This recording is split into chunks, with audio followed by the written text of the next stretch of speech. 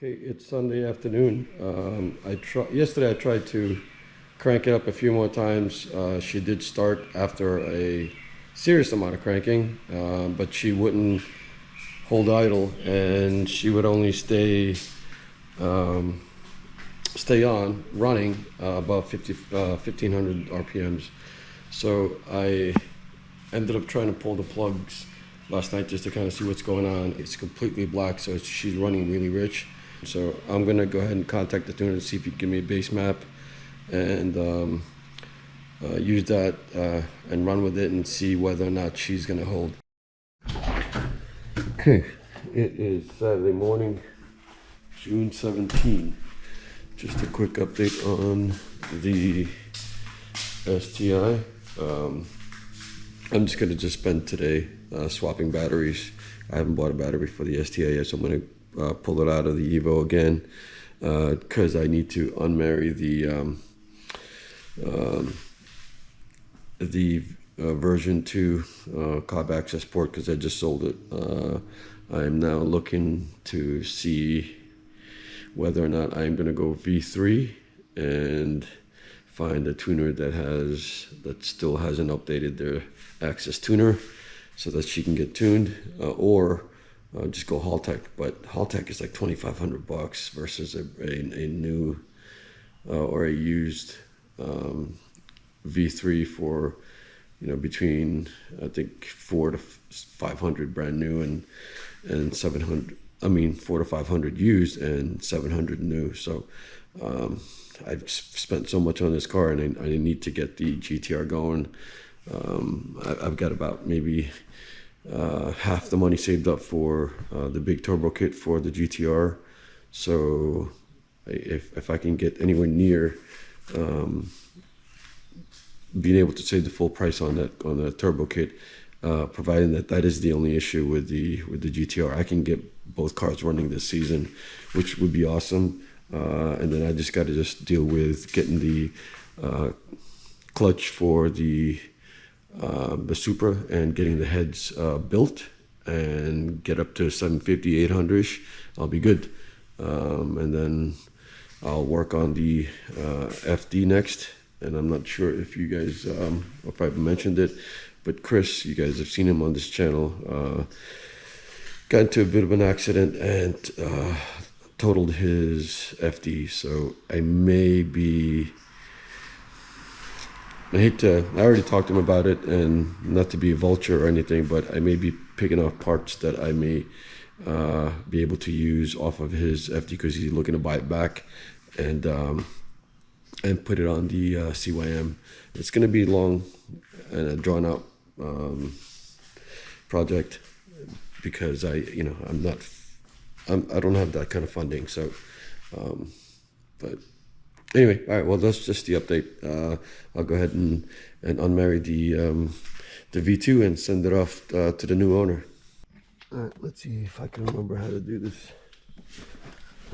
It's been a while since I've done anything with the access port since the Mazda Speed 6 days.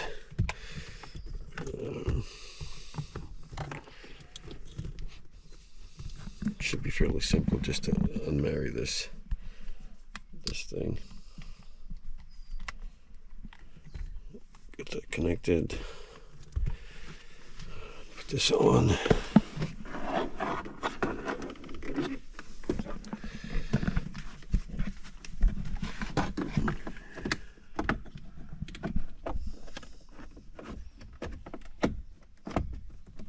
Okay.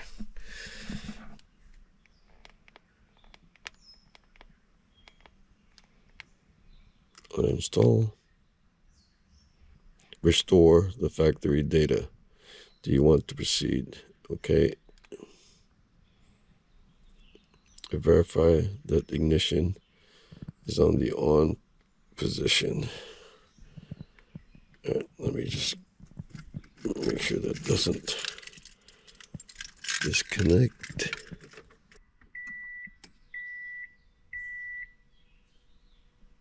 So for the 06 STI, you have to connect the green connectors that's found underneath the driver dash.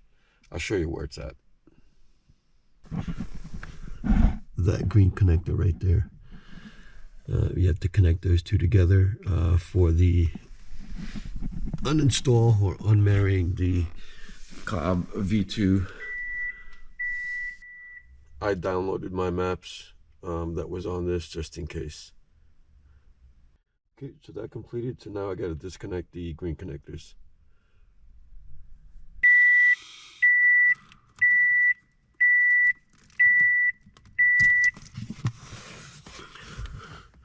So I'm going to click OK to continue.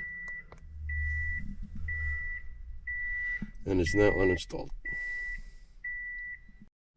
So I just got back from the post office and shipped the V2 to the new owner. I'm not quite sure why he went with a V2, and maybe he has some maps that he could pull, but I'm not sure how that works. I thought it was vehicle specific, but anyway. So I think what I'm going to do today, just to make sure that I'm progressing with this car, is cleaning the interior. I've only had this car for 2 weeks before she blew, and I don't know if you guys can tell, but she's pretty filthy. I didn't get to clean her. I was just so dejected. I didn't get to shampoo or detail the interior of this car. So I may do that today, just to feel like I'm somewhat progressing. And I did find a V3, but he is in upstate New York, and it's a bit of a drive, and I'm waiting for him to prove to me that it's unmarried. So I got it for half the price of getting it new. So hopefully he comes back with proof that it's unmarried, and I will spend the day today, maybe tomorrow, most likely tomorrow, in driving to upstate New York and picking it up.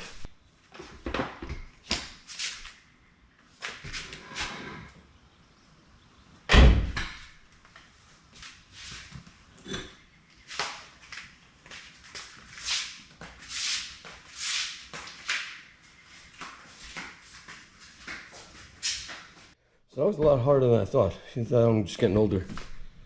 Whew, out of breath. But anyway, so you have 4 connectors, and oh, don't tell me this is a 10. No, it isn't. But I did find a socket. So it's 4 connectors and 4 bolts. 15 for the 3. I don't know why that ended up becoming 14. I don't know if it's just because it got stripped or what. I don't think so. I don't see it stripped, so that's a 14. So weird. So I'm gonna go ahead and shampoo this side, and actually I may shampoo the rear first, just because I have the leg room to be able to do it. I think I'll do that first. I'll just vacuum it first. Well, no, because I'm gonna end up striking dirt in it while I'm doing that. So I need to also do the panels, because it's pretty filthy, and I see a lot of dog hair or cat hair. You can probably see better here how that's really filthy. So this is, now that it's dry, this is a better comparison between the one that hasn't been done yet and the door panel that has been. This is the first pass on. You can still see some patches of dirt. I need to scrub that down a little bit more. The rear not so bad, because like I said, it wasn't used heavily, but yeah, I'm gonna keep going. And like I said, probably boring footage for me to just show you guys me just cleaning carpet. So, but anyway, once I'm done, I should be able to show you guys the end result. And as far as the roof liner, it's dirty, just like the Evo, but I am most likely not going to, I don't know, I might. I was thinking about just getting a new liner, but I'm kind of cheap that way, and I figured that maybe save cost by doing it myself. All right, I'm gonna continue to do this until it's dark and call it a day, and I'll capture the next mod on this car probably sometime next week when I do get a V3, and then get the tuner to get me a base map so that I can drive her around. And the fact that I'm cleaning it, it's going to make me feel a little better that I'm driving it around, accumulating my own dirt as opposed to wallowing in somebody else's dirt that's been sitting there for 150,000 miles. Like I said, I've only had this for 2 weeks when it blew, so I was dejected and didn't really clean it other than just throw it in the garage and figure out what my plan was. So I'm getting there, guys. Okay guys, it is Sunday morning. Gonna go head out and take the Evo to upstate New York and grab a used access port, sub 002, so that I can use it on the STI. So it's gonna be a 3 hours drive. So started to work on the driver's side last night, and it's looking pretty good. It looks really clean. Pretty happy with that. So okay, let's get going. So I had to turn right back around, heading the opposite direction. I'm actually heading to Maryland now. I got a text from somebody that I had texted last night about their access port, and they replied while I was on my way to upstate New York. I was about maybe half an hour away, but since this guy had more of the accessories in the manual and the case, it's also unmarried, and the travel to Maryland is an hour and a half less, so decided to cancel the New York one and grab this one. Well, drove for about an hour and a half, close to 2 hours, and luckily I had the presence of mind to bring my laptop just to verify that it actually is unmarried and the right version for my car. But it ended up being unmarried, which is fine, but it was an 003 and I needed an 002, so sort of pissed off a bit. I lost 3 hours of the day, well, probably 4 because of the me having to turn around.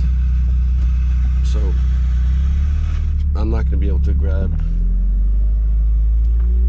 the other one in upstate New York because the guy is, oh, it's understood, it's Father's Day. He's probably got some things to do, so I'm going to be heading home. Dejected. Some people, you know.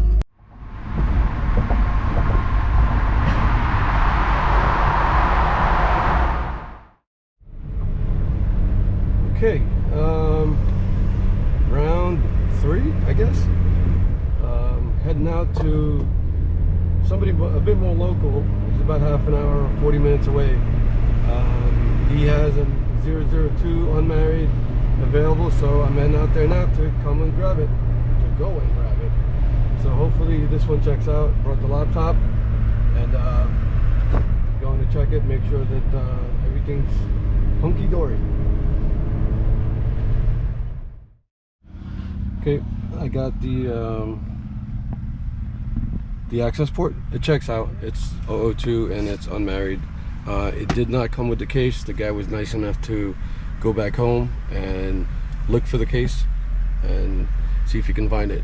So I'm gonna hang here for a little bit and maybe go grab something to drink. So he did come back, but not with the case. He did find another piece though. I guess this is the mount that I guess sticks to the window. Goes to the back of this. So it's pretty clean.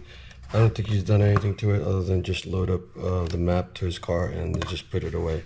So now that I have finally the car version 3, I can get this thing now preloaded with a tune that I can use to break her in with. So gonna call him up tomorrow, hopefully get that base map tuned. Pretty excited. So for the rest of the day, I'm gonna be finishing the other side and shampooing the rug and the seats.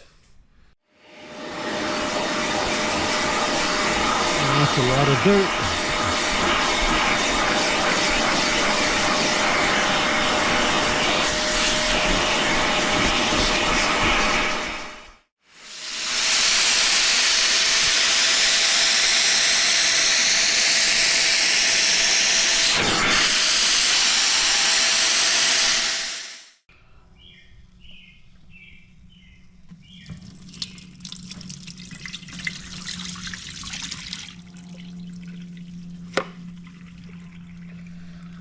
That's pretty nasty.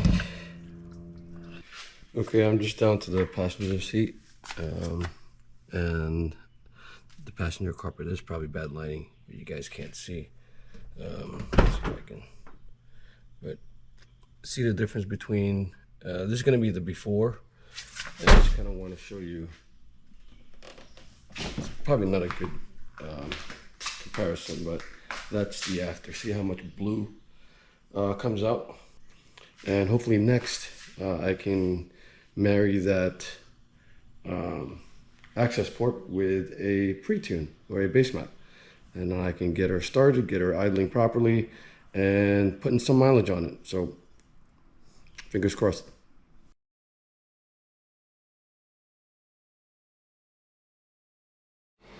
So it's Tuesday evening and I've got my map and I am installing it. So hopefully I can get the car to start and idle properly. Have the battery connected to the truck just in case. I want to make sure that it's not going to die while it's running through the install and render my car useless. So it is going through the secondary step of flashing the ECU.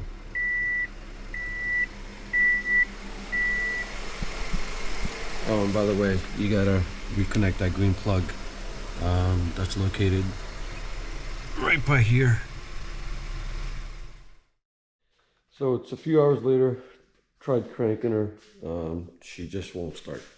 So I'm getting a P2227 error, barometric pressure sensor, something to that effect. So I am going to, I took out the driver's side injectors, thinking that maybe it's fouled from the last time.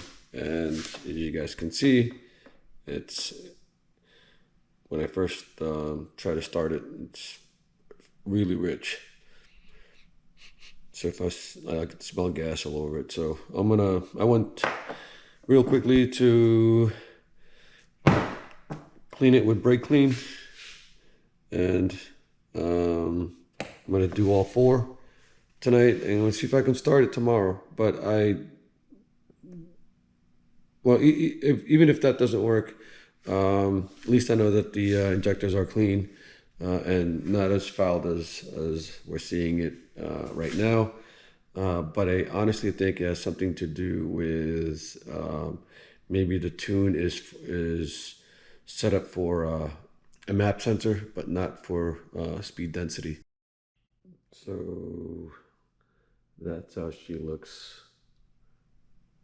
after brake clean. Just a little cleaner. I mean, I didn't go berserker, but just enough to get all the crud out. Okay guys, it is Tuesday evening and I tried to start her up. Unfortunately, she just kept cranking and didn't turn over. So I thought that maybe it was because of the fouled plugs. Maybe she might be slightly flooded. So I did that with the spark plugs out. So didn't really notice much fuel, although it did smell a great deal. So went ahead and cleaned it, and I'm down to one plug. that I need to put back. But I'm not gonna plan on starting this this evening because it's late. The other thing that I'm thinking about that might be the cause is the break-in tune that that was provided for me by the tuner. I'm thinking that maybe he didn't realize that I am no longer running my mass airflow sensor that you normally find on the intake on a stock STI, but I am on speed density.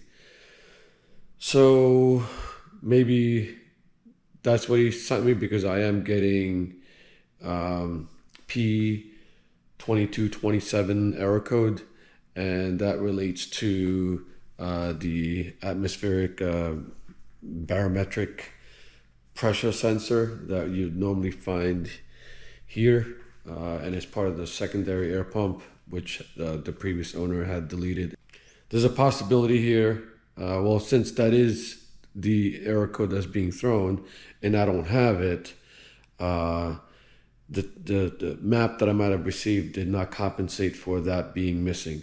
And I know the previous owner of this car tuned around it with his setup. So that's a possibility, and I believe it's more so that than it is the plugs being fouled. Well, it could be a combination of both, right?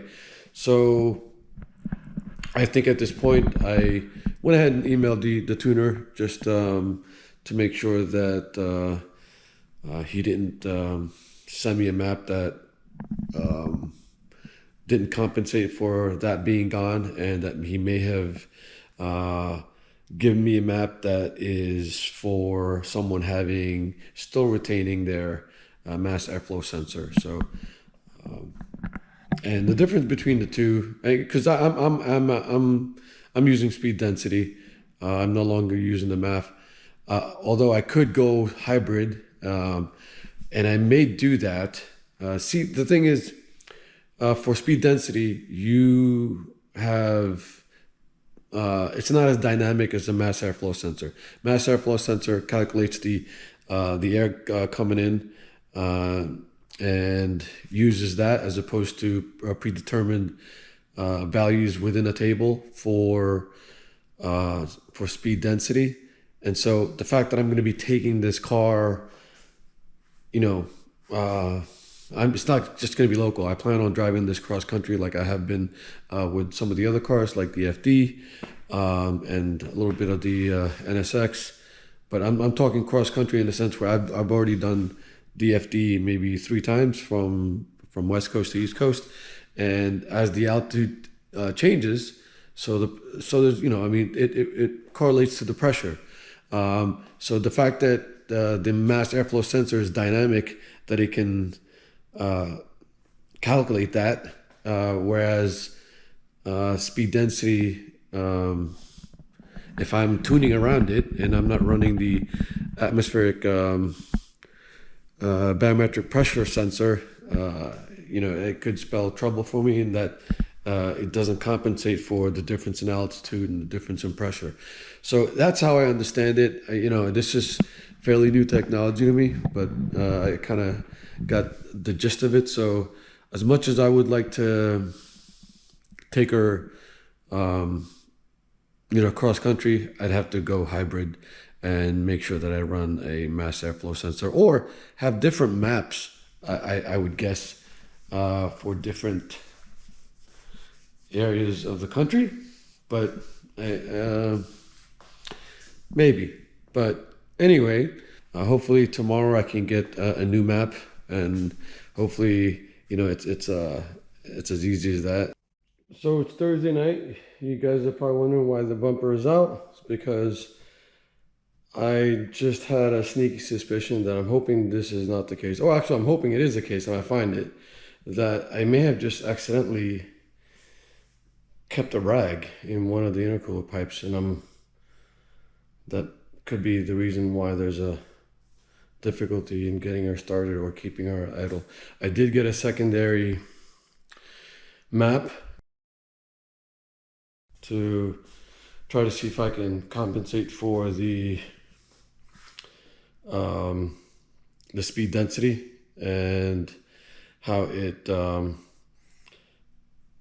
has it configured for the atmospheric scaling, because I'm not running the atmospheric barometric sensor.